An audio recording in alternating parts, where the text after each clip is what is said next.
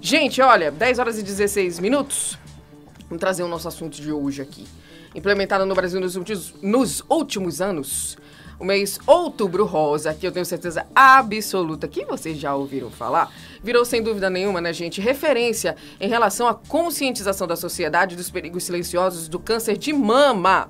Surgido na década de 90 nos Estados Unidos e vindo aqui ao Brasil pouco tempo depois, poucos anos depois, o Outubro Rosa virou sinônimo de saúde, acolhimento, prevenção e diagnóstico. O que mais a gente fica feliz é ver a sociedade participando de tudo isso. Só de usar a camisa ali, né, do Outubro Rosa, a gente já fica feliz, que tá ali engajado, né?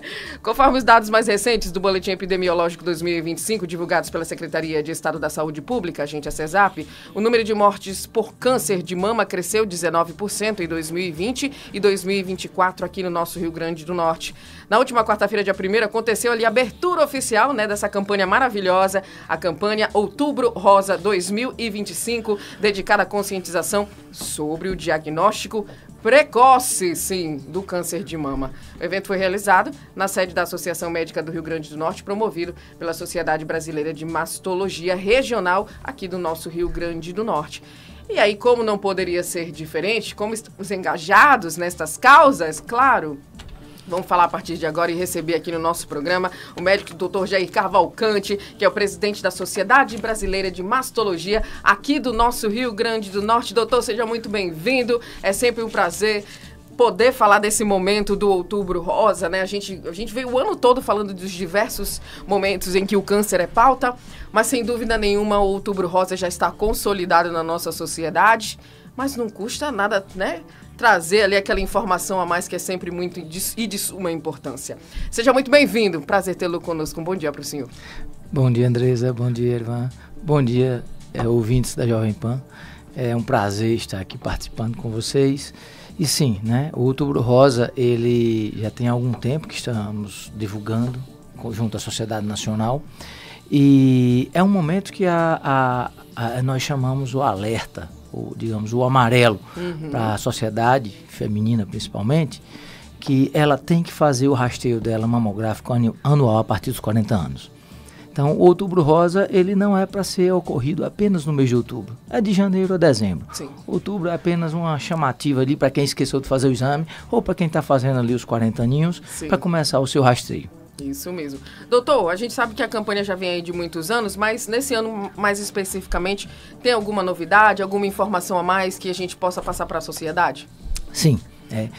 No finalzinho de setembro, o governo federal lançou uma portaria em que recomenda a partir de 1º de outubro a mamografia, baixou a idade autorizada para fazer a partir dos 40 anos. Até então, a recomendação do governo federal seria dos 50 aos 69. Agora, depois de muitas batalhas junto à Sociedade Brasileira de Mastologia e às outras entidades médicas associadas, nós conseguimos baixar essa idade de 50 para 40 anos de idade. Então a recomendação agora segue o que a Sociedade Brasileira de Mastologia recomenda, que é a mamografia anual a partir dos 40 anos, até os 74. A partir daí, as mulheres vão fazer em comum acordo com o seu médico, de acordo com cada necessidade. Doutor Jair, segundo as estatísticas, 19% de crescimento entre 2020 e 2024. A que se atribui esse crescimento, já que há uma campanha tão forte do Outubro Rosa, já há diversos anos, né? Todas as prefeituras se engajam em campanhas para que se evite o câncer de mama, que é o câncer que mais mata mulheres no Brasil. A que se atribui esse crescimento? Diante da campanha, não era para estar diminuindo o número de casos de morte? Correto, Edvan. É o seguinte, infelizmente no Brasil o diagnóstico ainda é tardio, principalmente na saúde pública. Então, em torno de 40% da população que chega aos diagnósticos de câncer de mama no SUS, ele chega no estágio clínico avançado. E aí a gente já não consegue mais, na grande maioria, atingir a cura para essas pacientes. Em contrapartida, nas pacientes que fazem o rastreio mamográfico, que têm o acesso, que conseguem fazer a sua mamografia anual, a partir dos 40, nós conseguimos reduzir em até 30% o risco dessa paciente morrer por câncer de mama. E pasmem, atingimos até 95% de cura. Ou seja, se a paciente conseguisse fazer suas mamografias, se conseguissem fazer o diagnóstico precoce, que seria o ideal, nós teríamos um índice de morte de aproximadamente 5% apenas.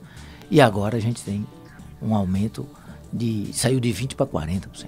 Então, digamos que é um descaso, mas a gente tenta alertar a população e sabemos que não é difícil. A mamografia é um exame barato. O governo, por mais que eles tenham suas dificuldades, é um exame que é realizado com certa facilidade na capital. No entanto, ainda no interior, as pacientes têm que fazer as verdadeiras peregrinações para fazerem suas mamografias. Por isso a gente recomenda sempre para que os municípios menores façam consórcios, façam associações com os municípios polos, como Mossoró, Pau dos Ferros, Apuri, Caicó, Coais Novos, Açu, que fazem referência a uma região que abrange uma maior quantidade de municípios, e a partir daí fazerem suas mamografias, e então, fazendo a sua mamografia em dando normal, não tem necessidade das pacientes procurarem o atendimento especialista. Eles ficam na unidade básica. Só que muitas vezes eles não têm acesso nem sequer à unidade básica nos seus municípios de referência. Então, por isso, o retardo. Então, o atendimento básico ainda não é o ideal para a nossa população do SUS. Doutor, a mulher precavida, ela também pode fazer um autoexame, o toque, né? Isso, explique mais ou menos aí como ela pode encontrar esse toque, se é algum nódulo. Eu estou fazendo até no meu aqui também. Porque o homem diga-se de passagem que os homens menor, também, né? Aproveitando a deixa de mama. Homem também tem câncer de mama. Homem não precisa fazer rastreio, mas a gente tem que ter em mente que a cada 100 mulheres com câncer, a gente vai ter um homem com câncer. E o que é que a mulher e o homem podem procurar no seu autoexame, digamos assim? Uma alteração como um nódulo, uma secreção no mamilo, uma ferida na mama ou no mamilo, uma vermelhidão, uma retração, que é o afundamento da mama, ou um abaulamento da mama, um caroço na axila. Então são alterações que a mulher pode tentar detectar. Esse caroço que eu falo é aquela famosa íngua? Íngua, landra, exatamente, exatamente. E aí só vai acontecer em casos já avançados. No caso inicial, nós não conseguimos detectar na mão. É sempre o exame de rastreio que vai ser realizado. Então, quando a paciente já chega para a gente com o diagnóstico físico, do exame físico, a gente já sinaliza que provavelmente já está no estágio avançado. Então, fazer o autoexame é muito importante. Só que ele não serve para rastrear o câncer de mama. O rastreio tem que ser com os exames de imagem. E o único exame de imagem com comprovação científica que pode salvar vidas é a mamografia para a população geral. O índice de casos de mortes aqui no Rio Grande do Norte, o senhor tem esse dado? Do Rio Grande do Norte, não. Eu tenho do Brasil. De 2021, nós tivemos 18.400 mortes aproximadamente. É alto, tá? Se a gente for avaliar que dessas 18.400, que se colocar no geral 80% é SUS, e que chegaram para a gente em estágios avançados, então dessas poderiam ser salvas aproximadamente 30% a 45%, fazendo uma continha de padeiro simples ali, porque 40% quando chega no estágio avançado, a gente já não consegue cura. Se a gente conseguir um estágio inicial, nós temos 95% de cura. Então ficaria ali uma diferença de 40% para 95%, 55% poderiam ser evitadas essas mortes, dessas 18 mil pacientes que morreram lá em 2021. Então, praticamente metade dessas pacientes, são 9 mil mortes poderiam ter sido evitadas se a gente tivesse fazendo o nosso rastreio correto. Inclusive, doutor, existe aí uma conversa que as pessoas dizem, mas não vou fazer, negócio de mamografia não dá certo não, porque na verdade a mamografia causa o câncer, né? Tem essa história aí, nesse meio do mundo que o povo inventa. Boa, Andressa. Vamos falar um pouquinho sobre Os isso? mitos, né? Exatamente. Pronto. Não só a mamografia, mas tem outros mitos. Isso. O desodorante não causa câncer. Né? Pancada não causa câncer. Se a paciente vier com a pancada prévia e que estiver com câncer de mama, pode ter certeza, a pancada só serviu de alerta, ela não gerou a doença. O desodorante pode usar à vontade, aerosol, leite rosa, o que ela quiser usar, nenhum desodorante vai causar câncer na paciente. E não, a mamografia não causa câncer. A radiação é tão pequena que a paciente não se preocupe em relação a dano celular que vai causar câncer. O que acontece são fake news, que são divulgados inclusive por maus médicos, que eles querem chamar a audiência, ganhar dinheiro com isso, e aí eles fazem as fake news e que dão muita audiência, mas que não. Fazer mamografia não dá câncer. Pelo contrário, salva a paciente do câncer. Pode salvar em até 30% dessas pacientes morrerem pela doença. Então, quem estiver fazendo essas divulgações, pode ter certeza, não está puxando gatilho, mas está matando muita gente. Pois é, né? E a gente tem que ficar atento, né? A quem a gente escuta, né? Porque, na verdade, são exames que precisam ser feitos anualmente. Não só ali a mamografia, a gente está especificamente falando da mamografia, porque ela é muito indicativa ali para a gente, né, precocemente detectar o câncer. Mas tem outros exames que a gente faz também, né, doutor, na nossa rotina ginecológica, que são importantíssimos, né? Sim. Na realidade, a mamografia, eu falo especificamente da mama, na ginecológica teria a citologia oncótica, que é o preventivo também, que tem que ser feito anual, né? Mas a mamografia especificamente, ela é o rastreio. Só que a gente tem os exames complementares, que são as ressonâncias da mama, que são as ultrassonografias da mama, mais recentemente, são as mamografias com contrastes, são as tomografias, as tomossínteses, que são outros exames complementares. E, na população geral, somente a mamografia. No entanto, nós temos a população de risco, que gira em torno de 15% a 25%. Sim. 80% a 85% é população geral. 15% a 25% elas vão ter ou uma alteração genética ou então um risco familiar. Essas pacientes específicas têm que procurar o seu mastologista para fazer o acompanhamento com uma certa brevidade. Essas não obedecem ao rastreio a partir dos 40. Elas vão começar o rastreio bem antes, aos 20, aos 25, com ressonância, alternando com mamografia. Mas cada paciente vai ser feito de acordo com o seu problema. E com histórico também, com histórico familiar, com mutação genética ou com doença dela própria, prévia de câncer. Sim. Quer dizer, por exemplo, a filha que a mãe teve câncer. Ou até que grau? A avó? É sempre primeiro grau. Primeiro grau. Mãe, irmãs e filhas. Segundo grau, a gente já tem que fazer um pouco mais de soma. Você tem que pegar duas tias, uma avó e uma tia, aí você já tem que ir para a calculadora para somar essa coisa. Mas inicialmente falando de alto risco, seria aquelas pacientes que têm risco familiar de primeiro grau. Teria que começar mais cedo, então. Sim, é uma regra básica que a gente fala. Por exemplo, se a mãe teve a doença aos 35 ou aos 45, você subtrai de 10 anos. Ou seja, se a mãe teve a doença aos 45, a filha já começa o rastreio aos 35.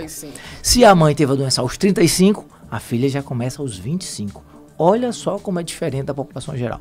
E essa associação não é só a mamografia. Aí a gente tem que fazer intercalando com a ressonância magnética, que é um exame mais caro, de mais difícil confecção, mas tem que ser realizado também. Sim, é importante. Doutor, fora a causa hereditária, o que mais pode provocar o câncer de mama? Pronto. Na população geral, né, a doença ela não tem uma história familiar prévia e a doença ela é multifatorial. O principal fator de risco para câncer de mama é ser mulher. O segundo é a idade. E a partir daí a gente vai somando tabagismo, alcoolismo, vida sedentária, obesidade, alimentação inadequada, radiações ionizantes. Então, você soma tudo isso, bota ali num caldeirão e a paciente pode ou não desenvolver a doença. Então, você não pode culpar apenas um fator de risco. A doença ela é multifatorial. E o principal delas é ser mulher. Por isso a gente bate tanto. Mulher, a partir dos 40 anos, faça o seu autoexame. E com relação aos homens, doutor? O senhor Isso eu rastreio. Primeiro fator ali é ser mulher. Mas Isso. E com relação aos homens, quando a gente fala do câncer de mama nos homens? O homem, eu falei previamente, não precisa fazer o rastreio. Mas é muito importante que o homem faça o seu autoexame. Não é aquele autoexame cadenciado como a mulher faz de todo mês, ficar pegando aquela coisa toda. Mas ele tem que prestar atenção no próprio corpo. Ele tem que saber se ele está com um nódulo na mama, que tem uma secreção, que tem um nódulo na axila, se tem uma ferida. É a mesma coisa da mulher. Os sinais e sintomas para o homem são os mesmos sinais e sintomas para a mulher. Então, a diferença... A única diferença é que o homem é mais raro e a mulher é mais frequente. Sim. O Ronaldo Lamas dá com os peitos vermelhos de apalpar aqui. Ele quando soube isso mesmo, tá certíssimo. Ele disse que quando soube aqui que o homem pode ter, o homem pode ter, bicho, mas já tá com os peitos vermelhos. Sim. Procurando aqui por todo canto. Pois é. Mas doutor Jair, no primeiro sintoma, sim, desses que o senhor já citou, a providência seria o quê? A pessoa que teve esse problema, ele vai para a unidade básica de saúde para ser regulado? Exato. Qual seria o caminho primeiro? Mesmo. Em sendo do SUS, a paciente deve procurar assistência médica na unidade básica de saúde dela e o médico lá está amplamente capacitado para examiná-la e pedir os exames e encaminhar se for necessário. A grande maioria das consultas do mastologista é a mastalgia. E a mastalgia é a dor. Simples dor na mama. E não, a dor na mama não é um sinal de câncer de mama. Então é importante que a paciente, sim, procure o médico. Eu estou achando que tem alguma coisa. Ele vai examinar. Geralmente são pacientes mais jovens, né? Ele chega lá, examina, pede um ultrassom, que é o exame da paciente abaixo dos 40 anos. Não serve de rastreio, mas serve de triagem. E a partir dali a gente direciona. Se ele detectar qualquer problema que ele não consiga resolver na unidade básica, ele obrigatoriamente vai encaminhar para a unidade de média complexidade, que são as policlínicas aqui na capital.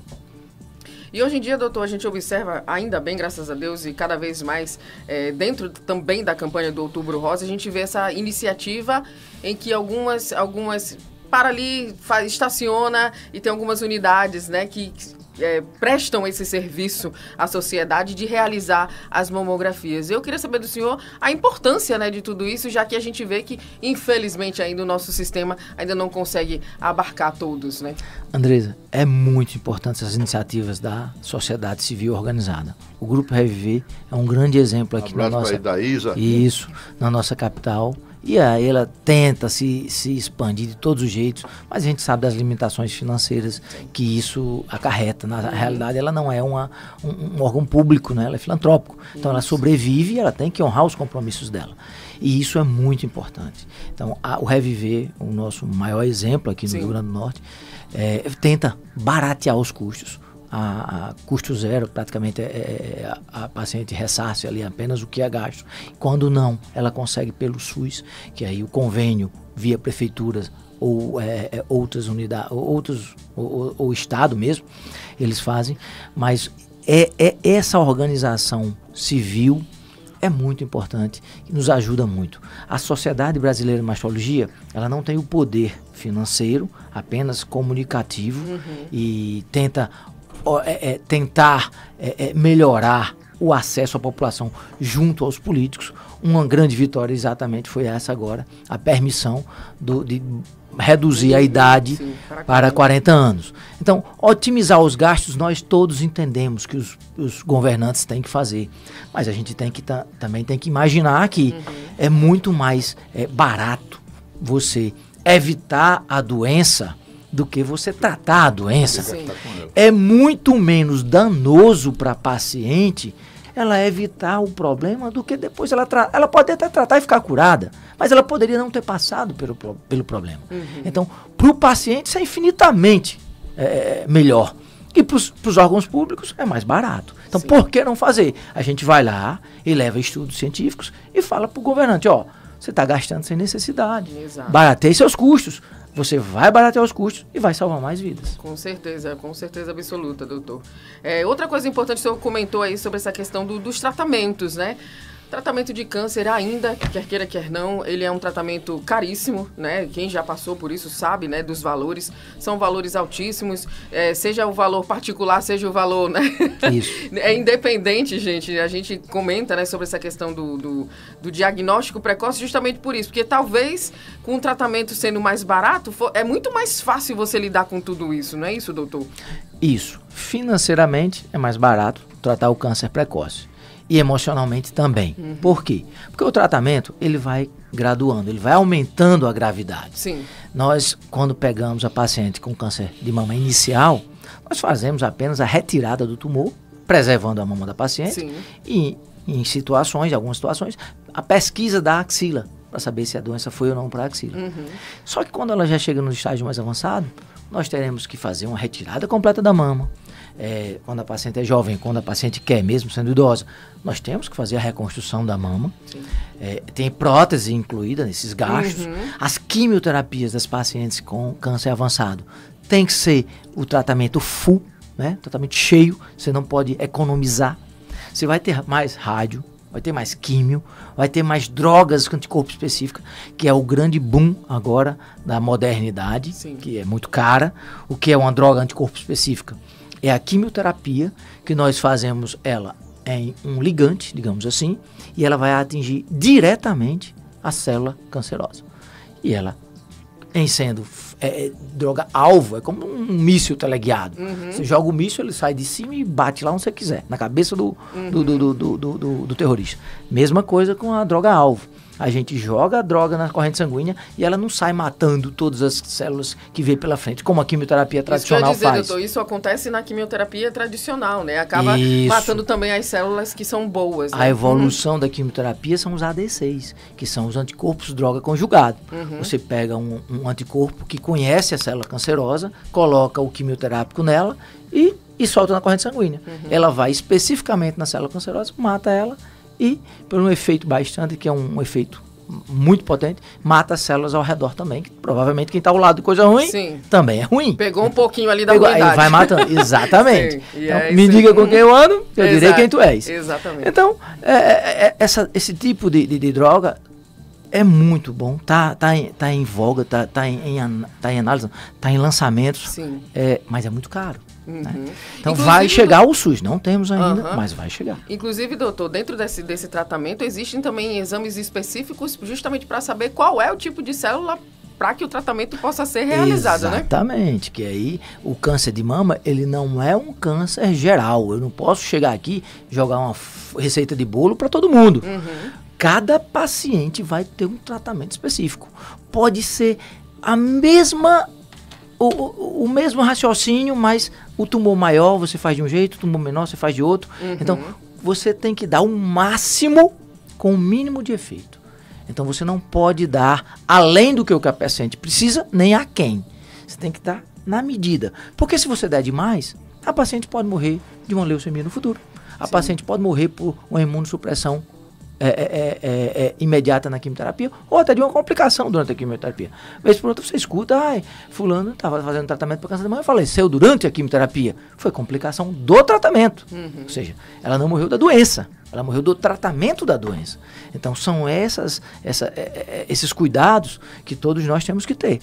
Eu preciso tirar a mama toda? Preciso. Vou lá e tiro só um pedaço da mama, a paciente vai ter a vida dela normal. Afinal, o efeito psicológico, o efeito danoso mental para essa paciente é muito grande. A paciente sai curada da doença, mas sai com uma doença emocional, sem a mama. Então, quanto menos nós pudermos ser agressivos, nós vamos ser. E esse tratamento também permanece por um tempo, né, doutor? Depois, a partir do momento em que foi diagnosticado, foi tratado e passou ali dependendo da pessoa, pela 12 quimioterapia. Meses, aproximadamente 12 meses. Mas tem também um tratamento que você fica tomando um remédio por comprimidos, por anos, né? É o hormônio, a hormonioterapia. Algumas pacientes que respondem ao hormônio, nós fazemos um tratamento de 5 a 10 anos, dependendo de cada paciente. E nas pacientes que têm receptor para essas drogas-alvo, a gente pode ir até 12 meses de tratamento. Doutor, quando há necessidade da retirada da mama, o SUS já faz aquela reconstituição, na própria operação, na própria cirurgia, já se deixa alguma coisa para ir evoluindo? Isso. Como é tecnicamente? Quando a paciente tem condições clínicas, quando a paciente quer, né, o SUS sim oferece a reconstrução imediata. Fazemos a retirada da mama e imediatamente a gente já coloca uma prótese, faz uma reconstrução. Em algumas situações também simetrizamos a mama contralateral para a coisa ficar mais ou menos parecida. Igual eu sempre digo para minha paciente, só Jesus, só nascendo de novo. A gente tenta deixar parecido com o que era. Às vezes as pacientes chegam pra gente, tem o efeito Angelina Jolie, né? Que ela é de alto risco, tem uma mutação, que é o BRCA. Fez um exame, né, que diz ali a probabilidade, né, de você ter ou não, ela está né? ali naqueles 15% de alto risco, né? Ela tem a mutação, não é o comum da população geral. Ela foi lá, fez o exame, deu positivo, a chance dela desenvolver a doença durante toda a sua vida girava em torno de 83% a 87%. Então, é praticamente absoluta a possibilidade dela ter a doença. Sim. Ela chegou lá aos 40, prole definida, vou tirar a minha mama e vou fazer minha reconstrução. E aí, assim, ela fez. Mas isso é para a população de risco.